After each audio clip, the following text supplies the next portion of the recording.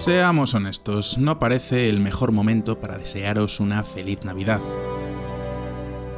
Muchos de vosotros tendréis sillas vacías esta Nochebuena, otros ni siquiera habéis podido volver a casa por Navidad. Y todos, de un modo u otro, vamos a pasar unas fiestas con una sensación amarga.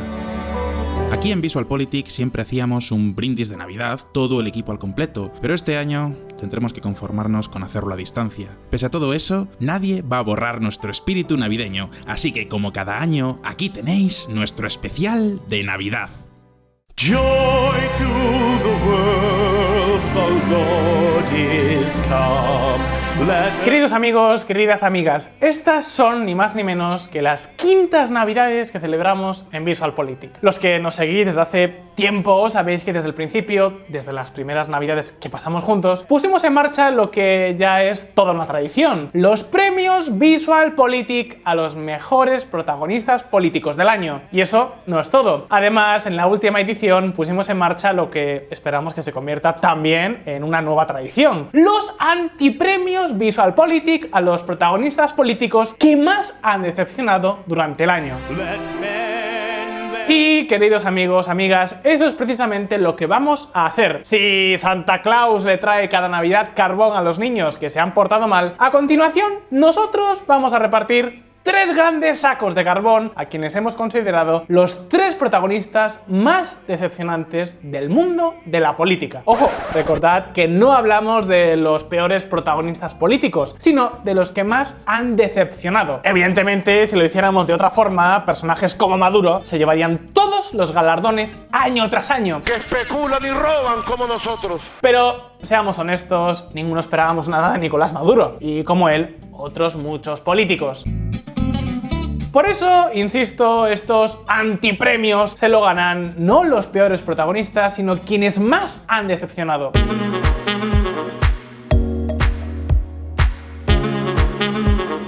Dicho esto, amigos, amigas, como os decíamos al comienzo, 2020 ha sido un año muy difícil, tan difícil como ha sido esta selección de galardonados. ¿Podéis creerme si os digo que la cosa ha estado reñida? Pues bien, en la pasada edición se llevaron estos particulares antipremios Xi Jinping, Narendra Modi y Mauricio Macri. ¿Estáis preparados para conocer los galardones de este 2020?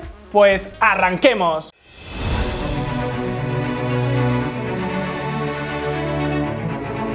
Nuestro primer antipremio VisualPolitik 2020 es para Pedro Sánchez.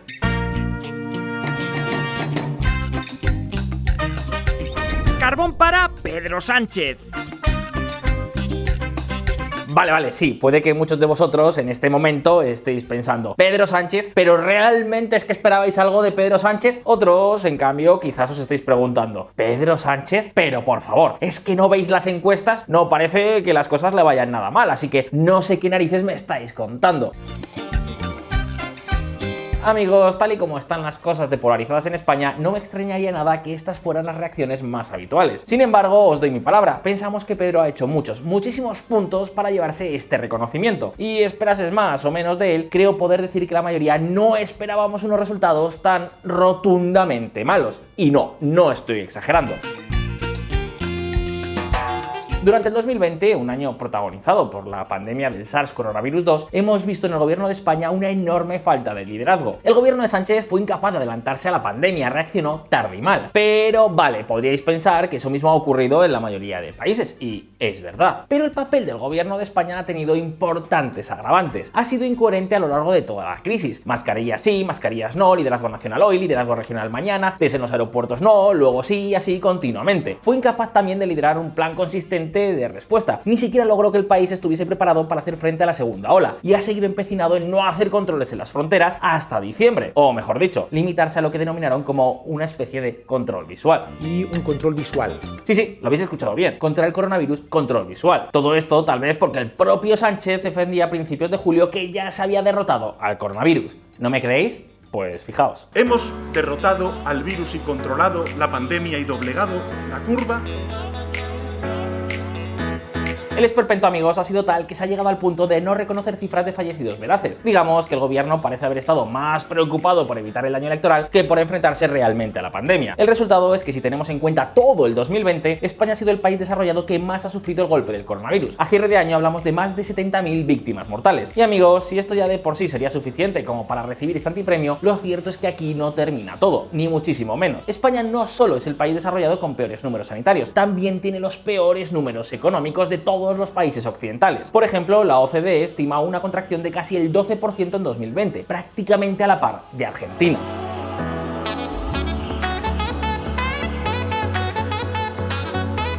Y las previsiones no son nada buenas. El desempleo continuará subiendo hasta superar, ojo, el 17% en 2001. La deuda pública va a romper récords históricos y la recuperación apunta a ser lenta. Hasta por lo menos el 2023 no se recuperará el PIB del 2019, lo que la verdad no resulta extraño.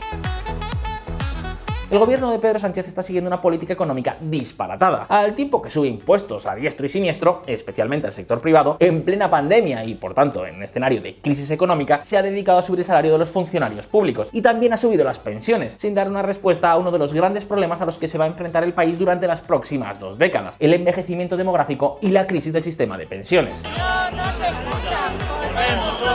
Es decir, para que nos entendamos, Pedro Sánchez ha cosechado los peores números económicos de Occidente, no ha presentado un programa real para enfrentarse a la crisis y lejos de ello está castigando con impuestos y regulaciones de todo tipo la competitividad de empresas y profesionales que ya de por sí están atravesando un océano de problemas. Y de hecho, esta estrategia política es una excepción en el panorama europeo, donde la mayoría de países se han centrado en ayudar a las empresas para facilitar la recuperación. Por ejemplo, en la mayoría de los casos, pues han bajado impuestos, lo que hace que el efecto de las subidas de Sánchez vaya a ser comparativamente aún mayor.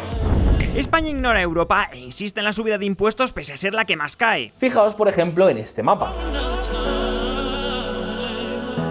Y todo esto mientras mira hacia otro lado ante problemas muy serios que a España se le vienen encima. Y bueno, decir que mira para otro lado es quedarse pues bastante corto. En ocasiones ha echado gasolina al fuego. Porque, a ver, sí, a todos nos encantaría subir y subir las pensiones más y más. Pero si tienes un agujero enorme en el sistema que además promete hacerse mucho más grande, pues igual no es la mejor idea. Sobre todo si no presentas un plan serio para hacerlo posible.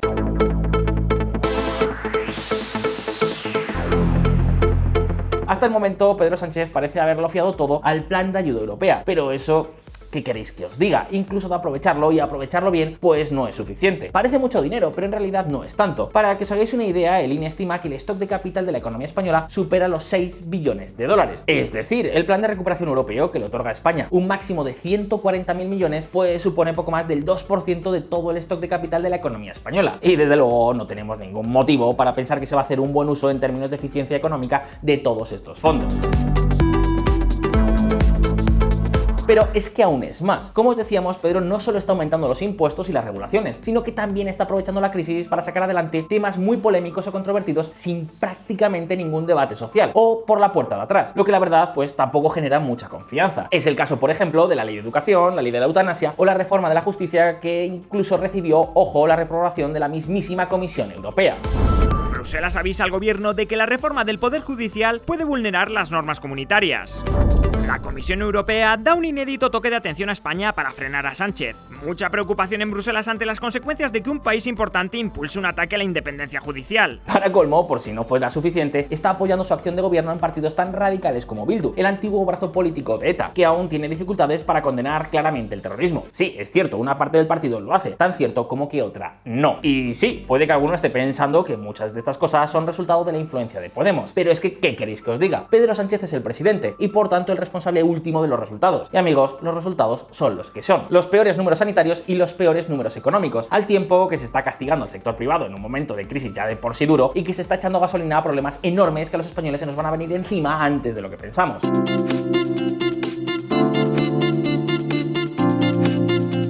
Amigos, España tiene un problema estructural. Hoy por hoy el modelo de país que tenemos pues no sería sostenible sin la ayuda y la asistencia que nos prestan nuestros socios europeos, ya sea mediante inversiones, préstamos en condiciones favorables o la intervención del Banco Central Europeo, que por cierto hoy por hoy ya es el mayor acreedor del gobierno de España. A pesar de ello, el gobierno de Pedro Sánchez pues parece estar más preocupado de los votos y de la agenda ideológica de sus socios de gobierno que de enfrentarse directamente a los problemas del país. Y por último, ya que estamos en VisualPolitik, pues en exteriores tampoco es que haya conseguido nada de lo que se ha propuesto. La candidatura de Nadia Calviño, la ministra ministra de Economía para dirigir el Eurogrupo, fue derrotada. Lo mismo que ocurrió con la de Pedro Duque, ministro de Ciencia para dirigir la Agencia Espacial Europea, o con la de la ministra de Exteriores a la presidencia de la Organización Mundial del Comercio. Luego, sobre el papel del gobierno de Venezuela, mejor no hablemos. E incluso han visto impasibles como Estados Unidos ha reconocido la soberanía de Marruecos sobre el Sáhara Occidental. Así que, por todo ello, uno de nuestros 3 antipremios VisualPolitik 2020 va para Pedro Sánchez.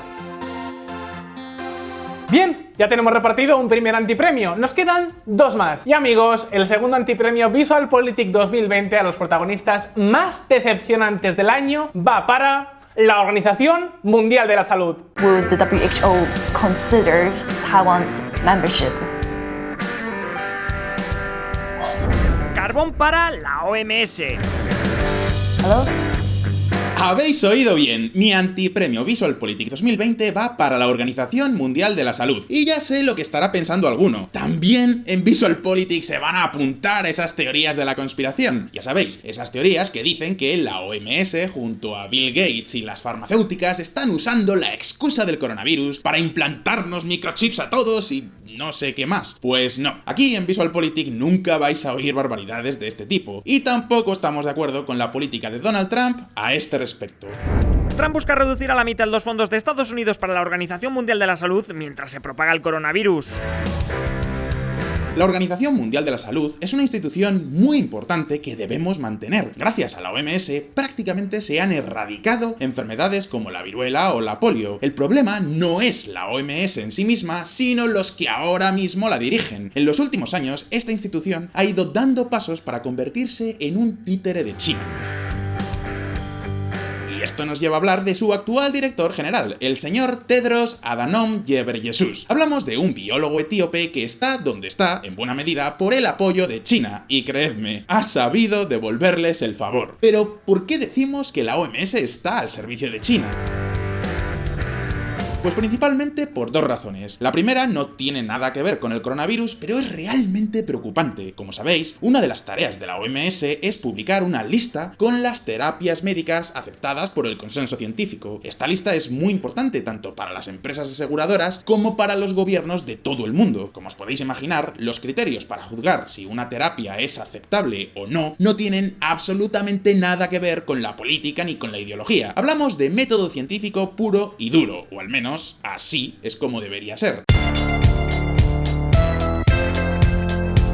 Sin embargo, para sorpresa de muchos, la OMS ha anunciado que para el año 2022 la medicina tradicional china será incluida en su vademecum. Y os preguntaréis, pero ¿y qué es la medicina tradicional china? Pues es una serie de creencias ancestrales sobre cómo curar enfermedades. No tiene ningún tipo de metodología científica que la respalde ni nada que se le parezca. Sin embargo, en China causa un auténtico furor. En este país hay miles de hospitales donde, en lugar de ofrecer tratamientos médicos, intentan curar enfermedades con supuestos remedios ancestrales como la acupuntura, el cuerno de rinoceronte o las escamas del pangolín. Todo esto ha generado una industria millonaria, con empresas chinas que fabrican remedios de este tipo, y como os podéis imaginar, estas empresas quieren poder exportar sus remedios al mundo entero, y por extraño que os parezca, lo están logrando. África se está convirtiendo en el mejor cliente de la medicina tradicional china. Pero no solo hablamos de unos beneficios para unas pocas empresas, también hablamos de nacionalismo chino. Podéis imaginar, para Xi Jinping la aceptación mundial de la medicina tradicional china es un paso de gigante, y por eso China está presionando a la OMS para que termine aceptando algo que no tiene ningún respaldo científico. Pero esto no es todo. Como sabéis, uno de los países que mejor ha conseguido lidiar con el coronavirus es Taiwán. Además, a diferencia de China, han sido capaces de frenar la pandemia sin poner en cuestión sus principios democráticos. Es todo un ejemplo que podría servir de modelo para todo el planeta. De hecho, otros países como República Checa contuvieron la primera ola del coronavirus con relativo éxito gracias a la información que les envió la Oficina Comercial y Cultural de Taiwán. Por supuesto, durante la segunda ola las cosas se torcieron bastante en República Checa, pero eso es otra historia. Lo importante es que este país podría haber sido de gran ayuda para todo el mundo. Sin embargo, la OMS ha rechazado abiertamente su colaboración. Taiwán ni siquiera es un país miembro de la OMS, y diréis, ¿por qué? Pues creo que ya os podéis imaginar la respuesta: la influencia China. Si aceptaran la información de Taiwán, estarían aceptando el estatus de Taiwán como país independiente de Beijing. Y aunque eso sea una realidad de facto, es algo que Xi Jinping no está dispuesto a aceptar. En condiciones normales, la OMS no tendría por qué seguir los dictados de China, sobre todo cuando la salud del mundo entero está en riesgo. Sin embargo, Tedros parece más preocupado por tener contento a Xi Jinping que al resto del planeta, y algo parecido ocurre con noticias como esta. La OMS propone asociaciones con China a lo largo de la ruta de la seda. En otras palabras, que la OMS es el principal referente mundial que tenemos en materia de salud, así que cuando este referente resulta servir a otros intereses que nada tienen que ver con la salud, podemos decir que tenemos un problema. De nuevo, esto no es una crítica a la Organización Mundial de la Salud como institución, sino una crítica a sus actuales dirigentes. Son responsables de parte de la calamidad que supone esta pandemia del SARS-CoV-2. El uso de las mascarillas a nivel generalizado, nosotros entendemos que no está justificado. Y por eso han hecho méritos más que suficientes para ganarse este antipremio VisualPolitik 2020. Bien, ya tenemos 2 de 3 antipremios entregados. Nos falta uno, el último antipremio a repartir. Amigos, nuestro tercer y último antipremio VisualPolitik 2020 va para Carrie Lam.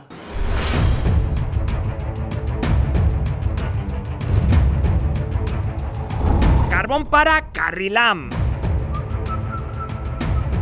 Amigos, durante este 2020 os hemos hablado mucho de Hong Kong, y no es para menos. La ciudad asiática ha sido durante décadas, y especialmente desde que su soberanía pasó de manos británicas a manos chinas, todo un símbolo, un reflejo, una muestra de lo que China podría llegar a ser. Y es que, a pesar de ciertas limitaciones políticas a la hora de escoger la jefatura ejecutiva, lo cierto es que Hong Kong durante décadas ha sido un territorio muy libre, tanto desde el punto de vista civil como económico. Con una economía muy competitiva y una sociedad civil muy movilizada, durante mucho tiempo este pequeño enclave fue todo un ejemplo.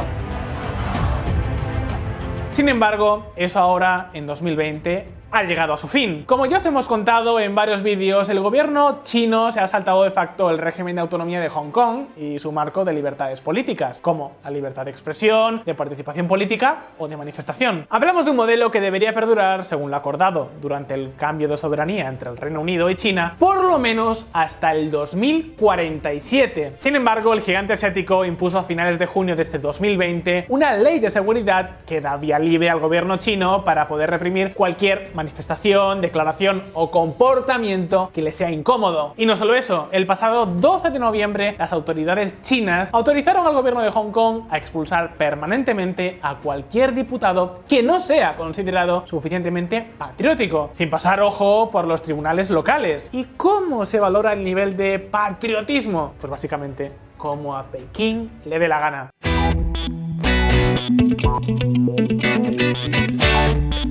Amigos, en 2019 el gobierno de Hong Kong ya intentó aprobar una ley de extradición que daba vía libre a China para juzgar en sus propios tribunales a quien le resultara incómodo. En ese momento la sociedad de Hong Kong se echó a las calles a modo de protesta. Y aunque la ley de extradición no se llevó a cabo, Xi Jinping apuntó en su libreta personal de venganzas pendientes a la excolonia británica. Y en este 2020, aprovechándose tal vez de que el resto del mundo estaba más pendiente del coronavirus que de cualquier otra cosa, Xi Jinping decidió, tal y como os hemos contado, cobrarse su venganza y terminar de una vez por todas con lo que en Pekín consideraban un comportamiento rebelde.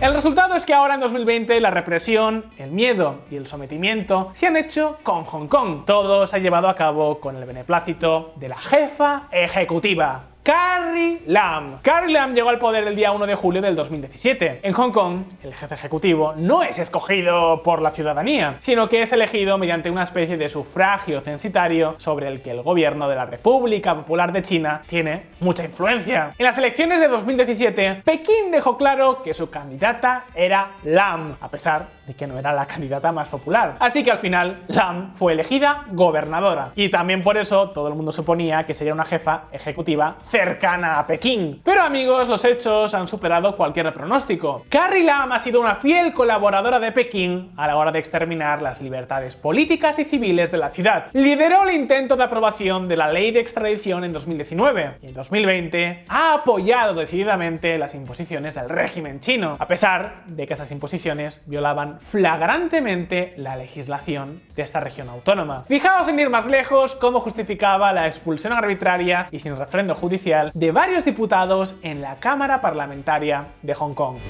Necesitamos tener un cuerpo político compuesto por patriotas. Carrie Lam. Y ya está. Si Pekín no te considera lo suficientemente patriota, estás fuera. Y que no te quepa la menor duda que Carrie Lam se encargará de hacer cumplir esa acción. Para que os hagáis una idea, incluso a pesar del miedo a la represión que ahora existe, el 70% de los hongkoneses rechazan claramente la gestión de Carrie Lam. Pero ni siquiera se trata solo de la política. Lo cierto es que la gestión de Lam ha hecho aguas, miremos por donde lo miremos. La dificultad para acceder a la vivienda, la falta de dinamismo económico o los crecientes problemas de poder adquisitivo de los hongkoneses persisten. Y no son los únicos problemas.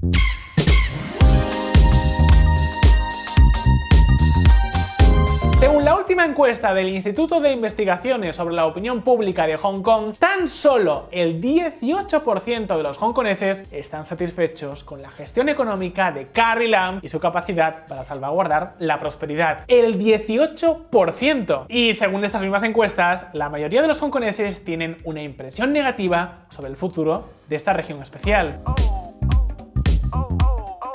Así que ya lo veis, por su incapacidad para abordar los problemas económicos y cambiar la pobre dinámica de Hong Kong, pero sobre todo por su entreguismo a Pekín, por su traición a las libertades políticas y civiles de todos los hongkoneses, por su contribución a erosionar la seguridad jurídica de la isla y por convertir a la otrora perla del Mar del Sur de China en el símbolo de la derrota de la libertad, es por lo que le hacemos entrega a Carrie Lam de nuestro tercer y último antipremio VisualPolitik 2020.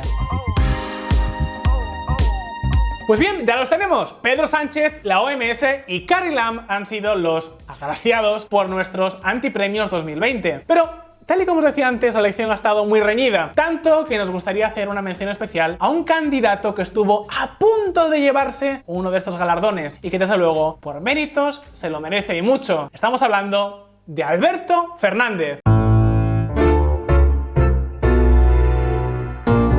Por su incapacidad para cambiar la dinámica de la Argentina, por su firme decisión de mantener políticas que están conduciendo al país al abismo y por su pésima gestión de la crisis, Alberto Fernández se hubiera merecido un hueco en esta lista. Claro que quizás el hecho de no esperar gran cosa de él le ha salvado de uno de estos antipremios, pero no de esta mención especial. Dicho esto, amigos, tenemos un mensaje para todos vosotros. No podemos terminar este vídeo sin enviar las condolencias a todos aquellos que habéis perdido un ser querido en esta pandemia. Desde aquí os mandamos todo nuestro cariño y todo nuestro apoyo. Queridos amigos, también queremos mandaros muchísimo ánimo y de parte de todo el equipo de VisualPolitik os deseamos de corazón una feliz Navidad.